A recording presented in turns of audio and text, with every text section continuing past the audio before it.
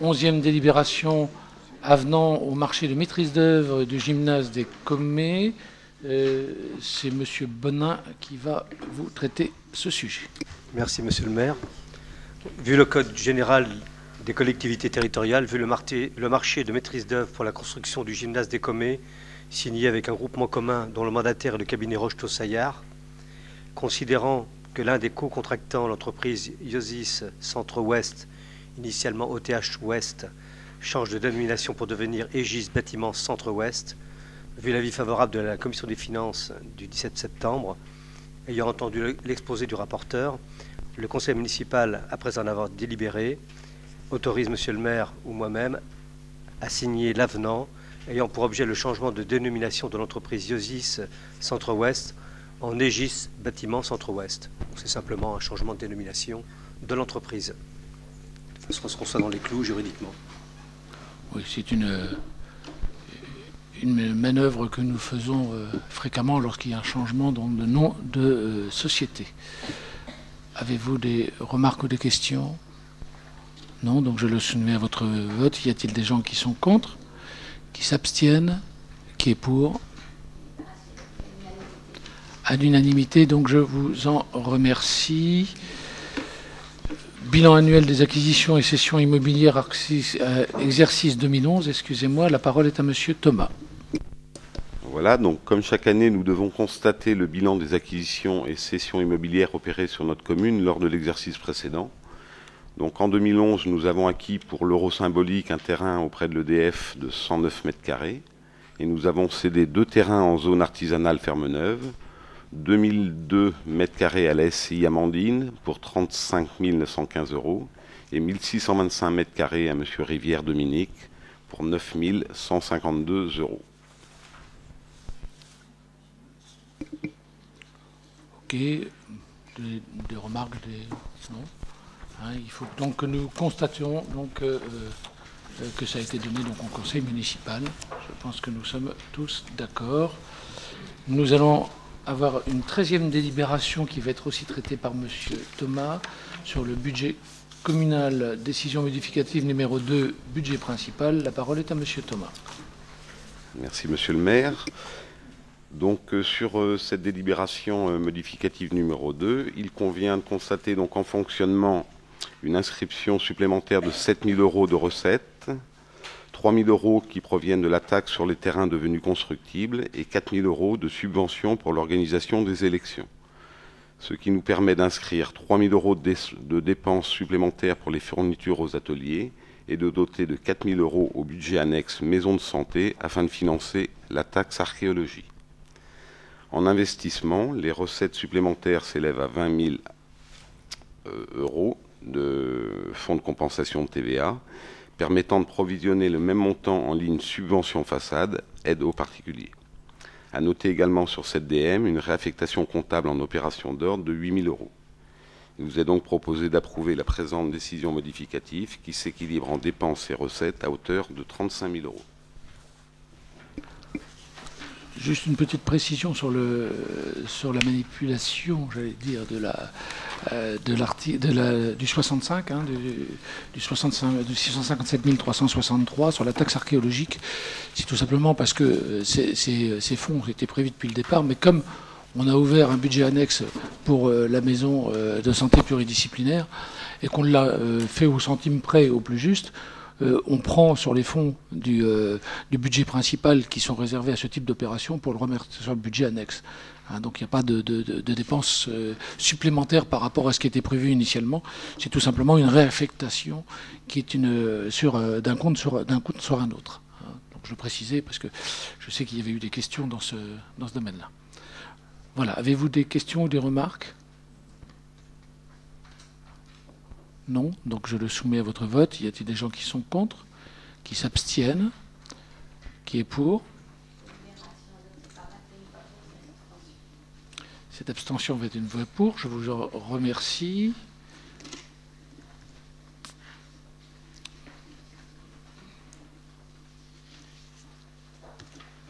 Budget assainissement, décision bonificative numéro 2. La parole est à Monsieur Thomas. Voilà, donc il s'agit dans cette DM de régulariser la provision pour assistance sur maîtrise d'œuvre de la délégation de service public précédemment inscrite à la section d'investissement et qui doit être inscrite en fonctionnement pour 80 000 euros. Le virement à la section d'investissement est diminué du même montant. Les autres opérations concernent des réimputations comptables afin de récupérer la TVA auprès de la sœur. La commission des finances a donné un avis favorable avec 2 abstentions. Il vous est donc proposé d'approuver la présente décision modificative qui s'équilibre en dépenses et recettes à hauteur de moins 28 000 euros.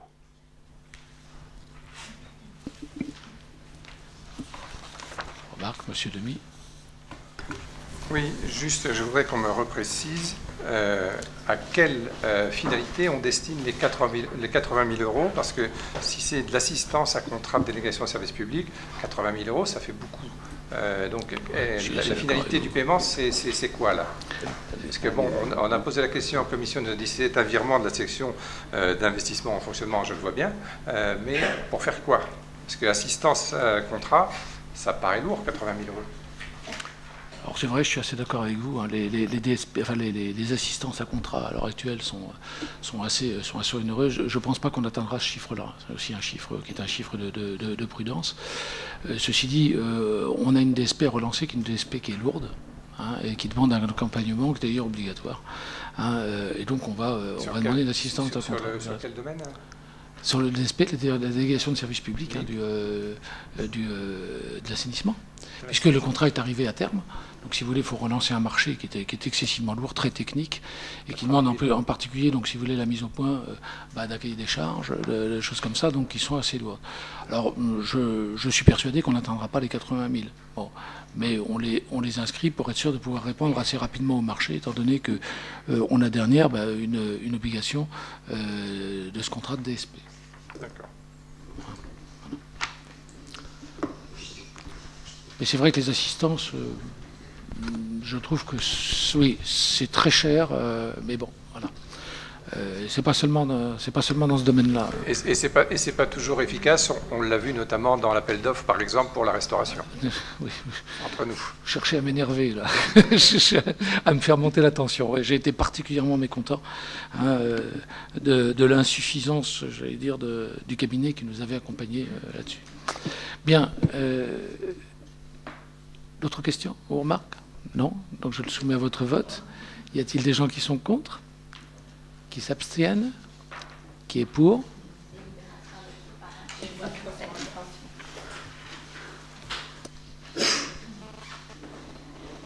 Hop là. Je vous remercie. 21 pour cette abstention. Budget maison de santé pluriprofessionnelle, décision modificative numéro 2. Alors je vous le dis tout de suite, c'est M. Thomas qui va le traiter. Ah non, pardon, ça c'est sur l'actuel archéologique, c'est après qu'il y a une modification. Donc là je laisse la parole à M. Thomas. Voilà, donc comme nous l'avons vu dans la DM budget principal, il convient de constater une subvention supplémentaire de 4 000 euros afin de financer la taxe archéologique. La commission des finances a donné un avis favorable avec 2 abstentions. Il vous est donc proposé d'approuver la présente décision modificative qui s'équilibre en dépenses et recettes à hauteur de 4 000 euros. Bon, l'explication a été donnée tout à l'heure. Avez-vous d'autres questions ou remarques? Non, donc je le soumets à votre vote. Y a-t-il des gens qui sont contre? Qui s'abstiennent? Qui est pour? D'accord. 21 pour, 7 abstentions.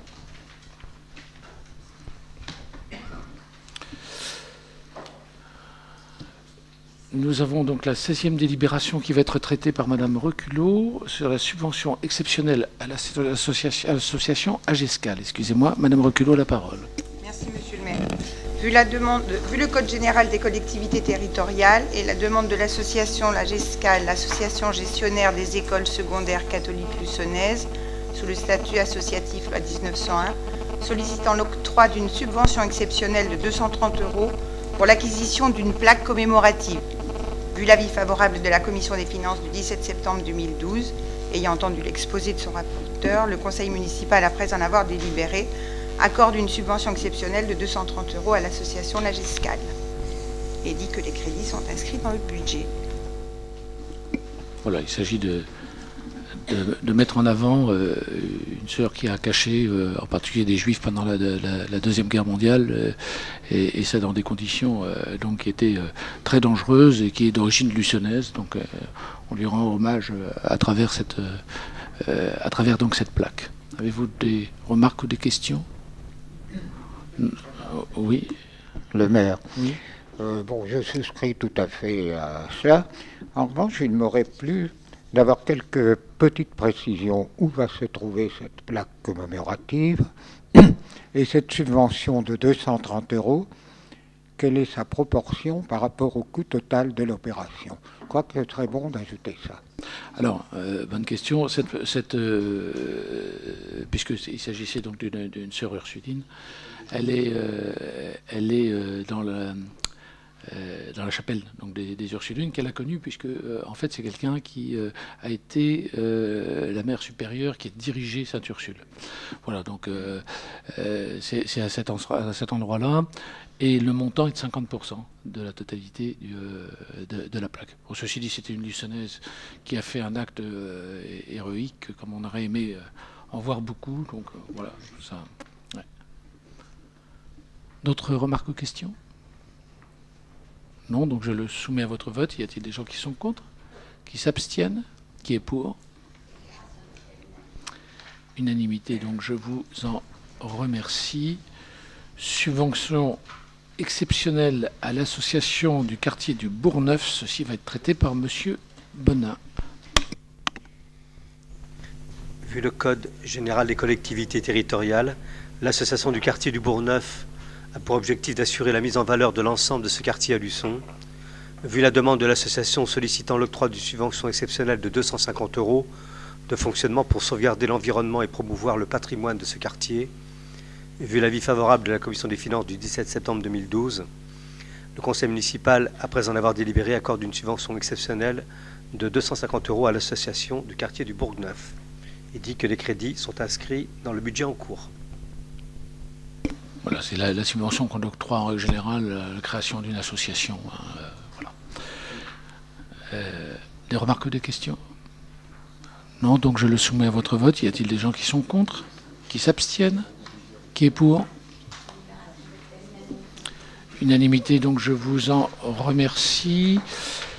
Petit problème d'assurance, donc nous allons donner ça à M. Bonin qui va nous parler du remboursement de la mise en sécurité d'un mur avec la SCI MEL. Oui, le personnel des services techniques à la demande de la police municipale qui a constaté le péril imminent est intervenu pour remettre en sécurité un mur au 13 avenue de Lattre de Tassigny à Luçon le 13 avril 2012.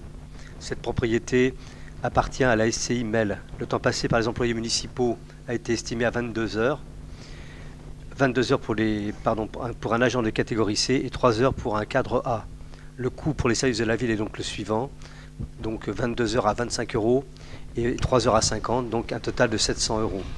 Vu l'avis favorable de la Commission des finances du 17 septembre, ayant entendu l'exposé de son rapporteur, le Conseil municipal, après en avoir délibéré, autorise Monsieur le maire ou Monsieur Thomas, adjoint, à émettre au titre des recettes pour un montant de 700 € à l'encontre de la SCI MEL.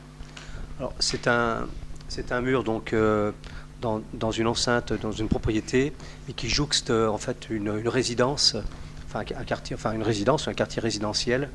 Et donc il y avait quand même péril au niveau de la sécurité pour les personnes, notamment dans cette résidence. Nous avions demandé à cette société d'intervenir.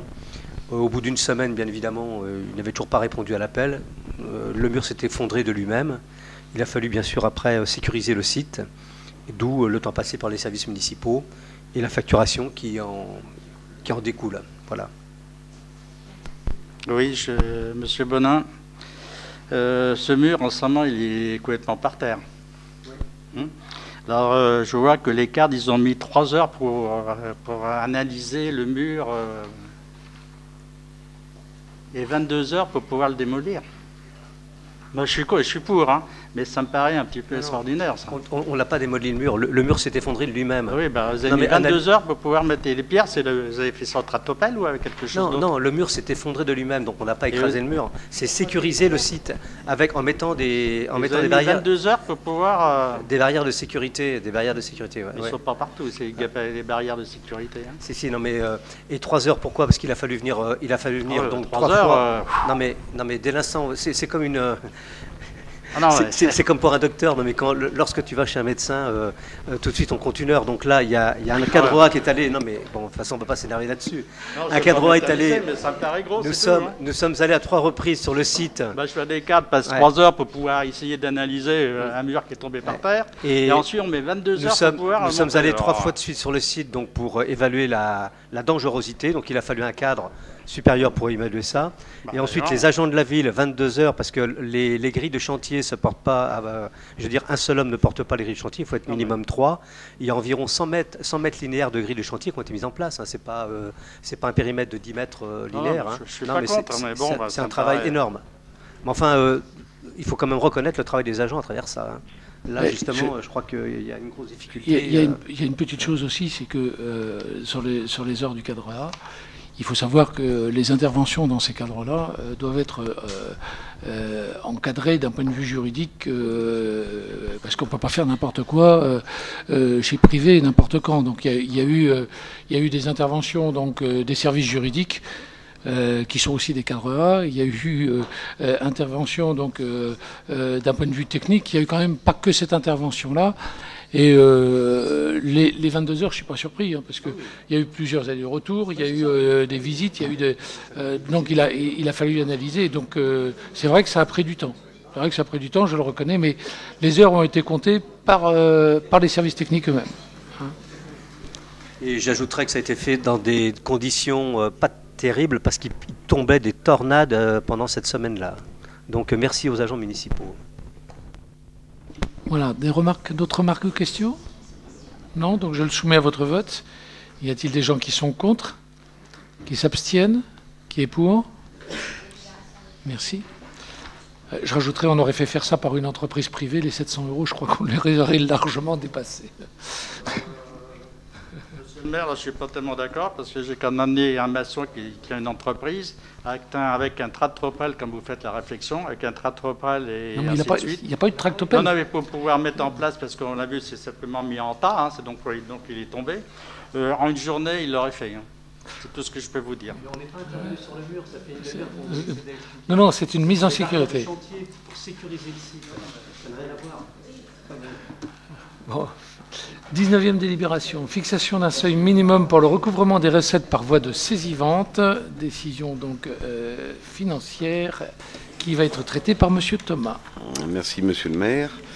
Donc Monsieur le maire a autorisé Madame le trésorier à poursuivre les redevables pour le recouvrement des sommes qu'ils doivent à la collectivité, y compris par voie de saisie-vente.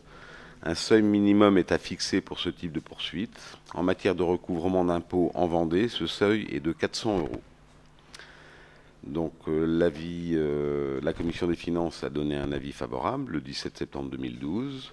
Et donc il est proposé au conseil municipal d'accepter le seuil minimum de 400 € afin de permettre à Madame le trésorier de poursuivre les redevables pour le recouvrement des sommes dues par voie de saisie-vente.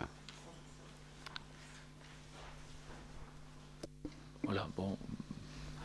Ça ne veut pas dire qu'il n'y a pas de recouvrement en dessous de 400 €, mais seulement qu'on ne passe pas par saisie-vente. Voilà. Remarque, question? Non, donc je le soumets à votre vote. Y a-t-il des gens qui sont contre? Qui s'abstiennent? Qui est pour?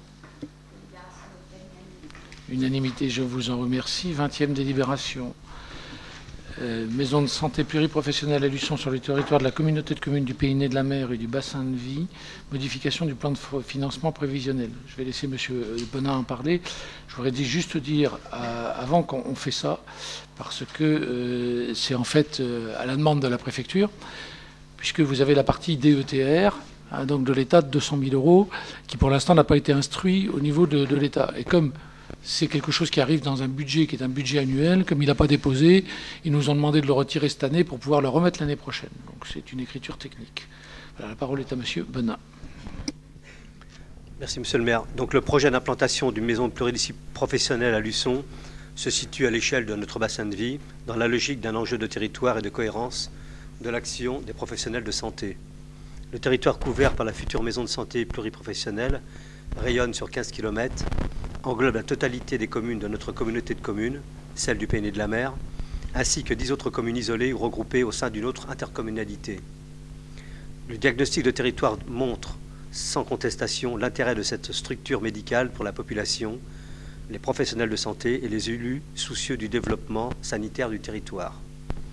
L'engagement de la communauté de communes du Pays de la Mer, aux côtés de la ville de Luçon, contribue à valoriser cette politique de santé du territoire. Vu le Code général des collectivités territoriales, vu la loi MOP du 12 juillet 1985, vu la délibération BO 3605 du 31 mars 2011, décidant la création d'une maison de santé pluriprofessionnelle en centre-ville et autorisant Monsieur le maire à demander toute subvention possible, vu la délibération du 6 juin 2012 du 31 janvier 2012 de la communauté de communes, vu la délibération BO 4627 du 4 avril 2012, considérant que le permis de construire a été accordé et que les demandes de subvention ont été faites auprès du Conseil général, du Conseil régional, de la communauté de communes du Pays de la Mer, de l'État et de l'Europe, considérant les modifications apportées à la délibération BO 4627 du 4 avril 2012, après la décision du préfet de ne pas retenir le projet dans le cadre de la dotation DETR pour l'année 2012, le dossier pourra être représenté pour la DETR 2013. Considérant la demande de la Direction départementale des territoires et de la mer de la Vendée, qui instruit le dossier européen de subvention FEDER, de tenir compte de ce rejet pour cette année, pour le plan de financement prévisionnel, vu l'avis favorable avec 2 abstentions de la Commission des finances du 17 septembre 2012, ayant entendu l'exposé de son rapporteur, le Conseil municipal, après en avoir délibéré, modifie et approuve le plan de financement prévisionnel hors taxe dans le tableau, donc ci-dessous, qui vous est joint. Alors vous remarquez donc le coût total qui est inchangé bien sûr de 1 881 656 €, avec donc les dépenses qui sont mises soit en travaux, en maîtrise ou bien en équipement. Et puis donc dans la partie droite, vous avez donc les colonnes qui nous précisent les participations financières, donc notamment toutes les subventions, soit de l'État, du Conseil général, du Conseil régional, de la communauté de communes, de l'Europe. Donc ça se monte pour un total de subventions à 942 000 €, soit 50%, 0,5 donc du montant global. Et puis il reste donc à la charge de la collectivité 939 656 €, soit 49,95%. Donc c'est un projet qui est assez bien financé, donc dans lequel on vous présente aujourd'hui le nouveau plan de financement, sachant qu'effectivement la DETR donc, est repoussée donc, pour l'année prochaine, mais qu'elle devra être attribuée. Remarques ou questions? Non, donc je le soumets à votre vote. Y a-t-il des gens qui sont contre, qui s'abstiennent, pardon, oui, abstient. Non. Alors, excusez-moi, il y a eu un retard à l'allumage. L'abstention, d'accord. Et qui est pour? 21 voix pour et 7 abstentions. Je vous en remercie. Nous allons passer à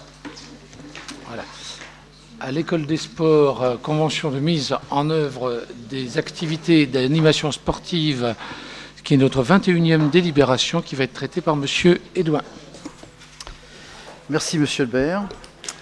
Vu le Code général des collectivités territoriales, vu les délibérations des 7 mai 2010 relatives aux tarifs des activités d'animation sportive transférées le 7 juillet 2011, relative aux tarifs École des sports pour le public luçonnais, et du 27 septembre 2010 relative à la mise en œuvre du dispositif École des sports, considérant l'intérêt du dispositif favorisant l'accès au sport pour tous, par la découverte pour les jeunes luçonnais de 6 à 11 ans d'un maximum d'activité physique et sportive, considérant la mise en œuvre de ce dispositif en partenariat avec les associations sportives concernées, permettant de proposer des prestations de qualité, Vu l'avis favorable de la Commission des sports du 13 septembre 2012 et de la Commission des finances du 17 septembre 2012, ayant entendu l'exposé de son rapporteur, le Conseil municipal, après en avoir délibéré, fixe la participation de la ville pour l'intervention d'éducateurs sportifs à 13 € par heure TTC aux associations concernées, approuve les termes de la convention École des sports pour la saison 2012-2013, autorise M. le maire ou M. Edouin, adjoint au maire, à signer la convention et dit que cette dépense est prévue sur le budget primitif 2012. Préciser concernant donc cette école des sports, en fait, il s'agit donc de permettre donc à peu près à 90 enfants sur 2 années de pratiquer 17 disciplines sportives différentes. Bon, c'est une école des sports qui existe maintenant depuis plus de 20 ans. L'idée étant que les activités sportives soient encadrées par des animateurs de chaque association. Donc c'est une sorte de partenariat, et donc on vous demande donc d'approuver la convention que je pense tout le monde a lue. Voilà. Donc en gros, il y a à peu près 4 à 8 interventions pour chaque association sur les 2 ans. Voilà. Sur la base de 13 € par heure. Dans l'attente, y a-t-il des questions ou des remarques? Non? Très bien. Donc je le soumets à votre vote. Y a-t-il des gens qui sont contre? Qui s'abstiennent? Qui est pour? À l'unanimité, donc je vous en remercie. 22e délibération, toujours traitée par M. Edouin. Base nautique municipale, convention de mise à disposition de la base nautique, utilisation des installations de la base par les associations de canoë-kayak Luçonnais et le club Luçon Voile. Merci, Monsieur le maire. Donc, vu le Code général des collectivités territoriales, considérant que les associations sportives CKL et CLV, donc le club canoë Luçonnais et le club de Luçonnais de voile, ont pour objectif de développer les activités canoë-kayak et voile auprès de la population luçonnaise, vu l'avis favorable de la Commission des sports du 13 septembre 2012 et de la Commission des finances du 17 septembre 2012, ayant entendu l'exposé de son rapporteur, le Conseil municipal, après en avoir délibéré, approuve les termes des conventions respectives et autorise M. le maire ou M. Edouin, adjoint au maire, à signer des conventions de partenariat.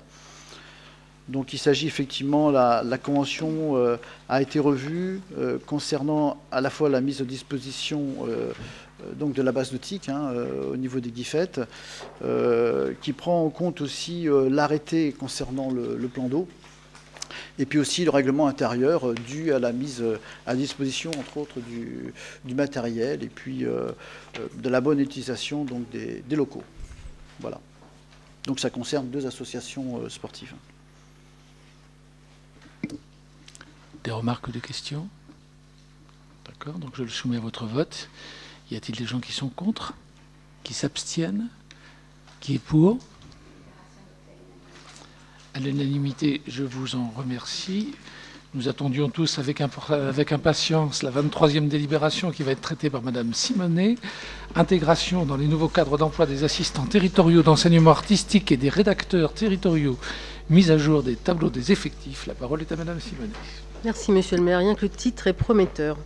Dans le cadre de la refonte des catégories B et après les filières techniques, il s'agit d'intégrer les agents des filières culturelles et administratives dans leur nouveau cadre d'emploi et de se conformer aux décrets concernés, que je peux vous lire si vous le souhaitez. La réalisation des intégrations nécessitant au préalable l'inscription au tableau des effectifs des nouveaux grades institués par ces décrets, Monsieur le maire propose au conseil municipal de modifier en conséquence ce tableau. Par ailleurs, lors des derniers changements de grade et d'échelon, le tableau des effectifs n'ayant pas été modifié, il convient de le mettre à jour.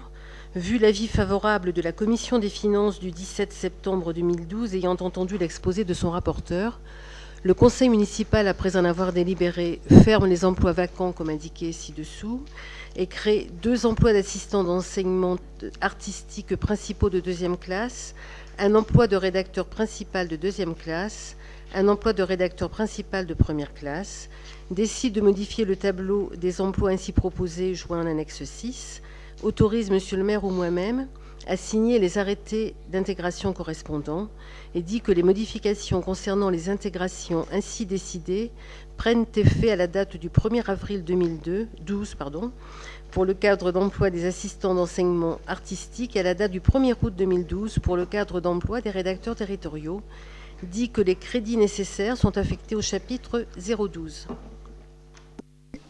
Oui, c'est bien 2012, pas 2002, parce que la réattractivité pour le 012 serait très lourde.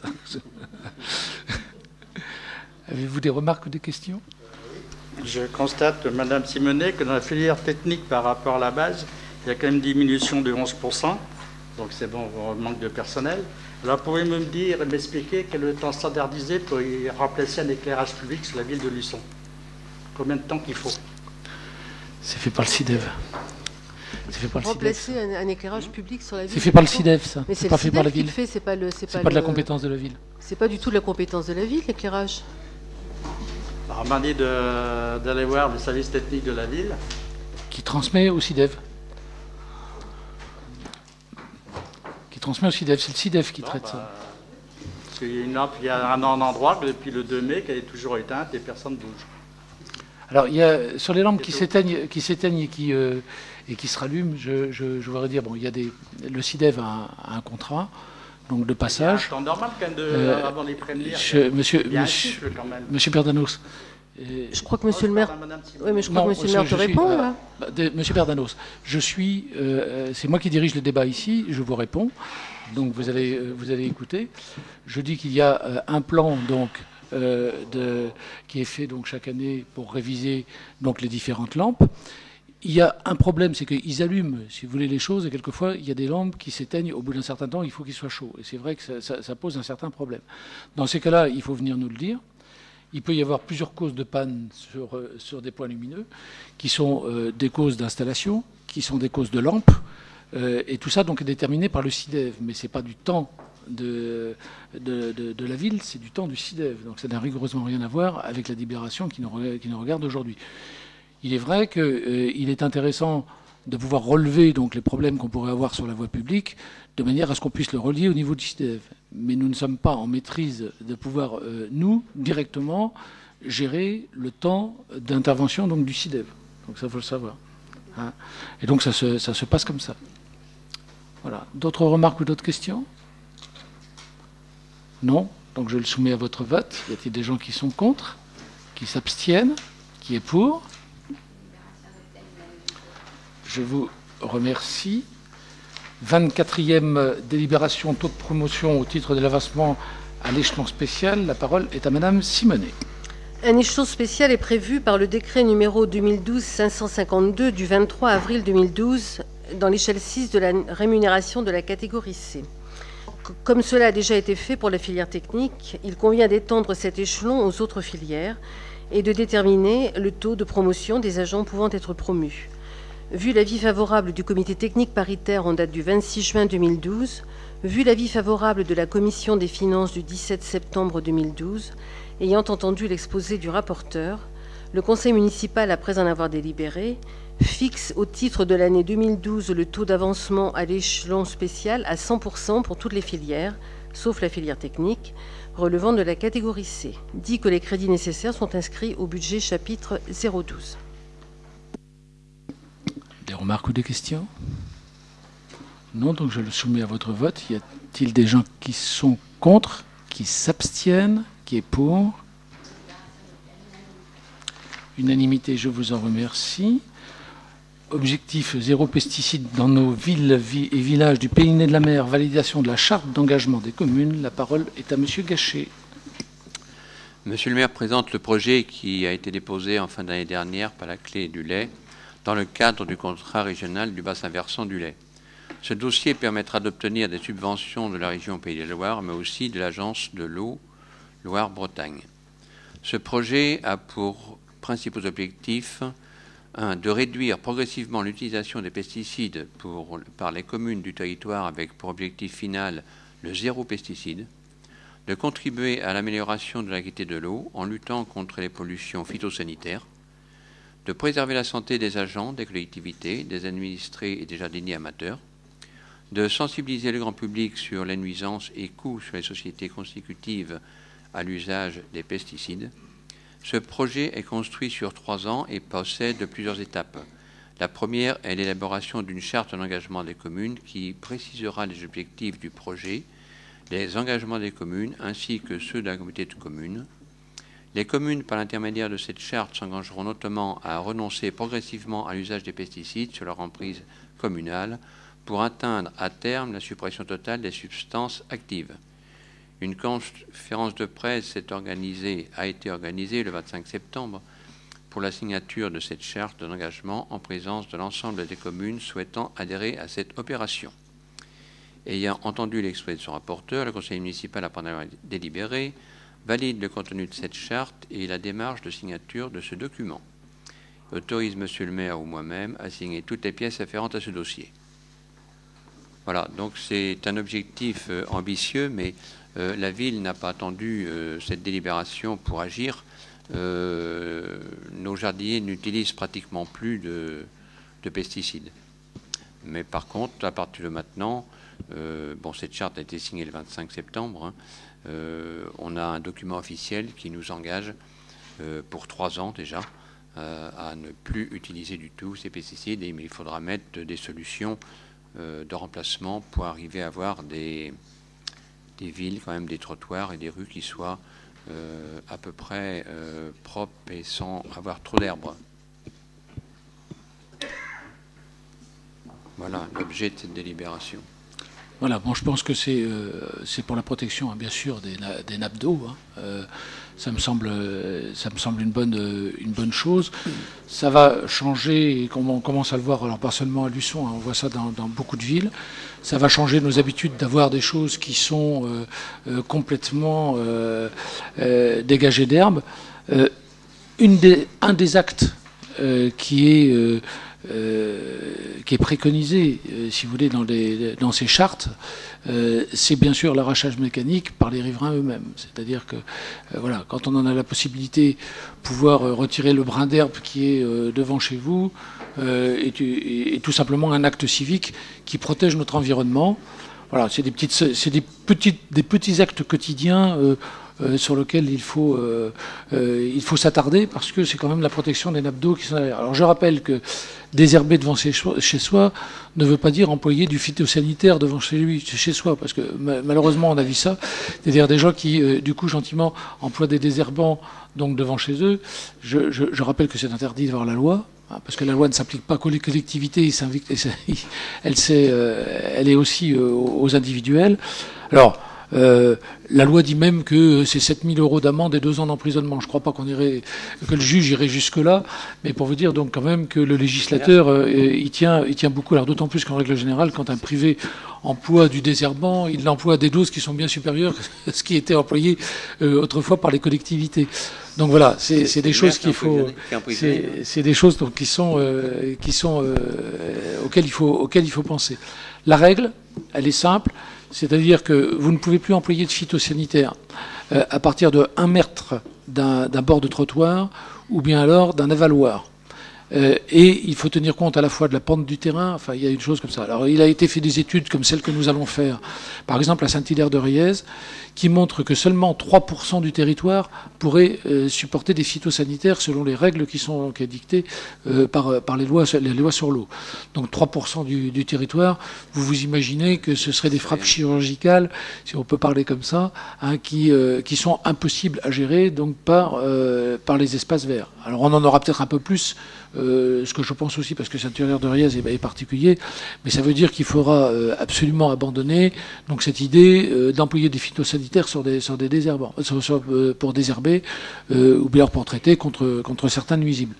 Donc ce sont des actes différents. Et il y a des problématiques qui sont des problématiques importantes. On pense par exemple sur des très grandes surfaces comme les terrains de sport, hein, qui sont en herbe, sur lesquels on ne peut plus employer donc les phytosanitaires comme on l'employait autrefois. C'est-à-dire que ce sont des traitements qui sont des traitements mécaniques qui sont complètement différents. Il y a un tas de problématiques qui sont comme ça. On a derrière nous le jardin du Maine. Le traitement du jardin du Maine doit être entièrement revu et a déjà d'ailleurs été entièrement revu par les espaces verts dans ce cadre-là. Donc vous voyez, c'est une modification en profondeur qui montre montre d'ailleurs qu'on avait des habitudes qui étaient des habitudes nuisibles pour notre environnement, qui ont été employées pendant des années. Alors c'est vrai qu'il faut changer nos habitudes, mais je pense que cette action est une action donc qui est louable, nécessaire donc pour nous et puis pour nos enfants et la planète. Voilà, avez-vous des remarques ou des questions? Non, parce que Joël m'a posé la question, mais vous avez parfaitement répondu. D'accord. Si les usagers particuliers, s'ils ne respectent pas la charte, qu'est-ce que se passe? En fait, c'est pas les particuliers ne respectent pas la charte, ils respectent la loi. C'est-à-dire que, en fait, la charte est un engagement donc des villes à faire un diagnostic, à respecter, etc. Mais de toute façon, la loi les y oblige. Hein, donc, en fait, le monsieur tout le monde est soumis à la loi comme les collectivités. Hein, donc, voilà. D'autres remarques ou d'autres questions? Ok, donc je le soumets à votre vote. Y a-t-il des gens qui sont contre? Qui s'abstiennent? Qui est pour? Unanimité, je vous en remercie.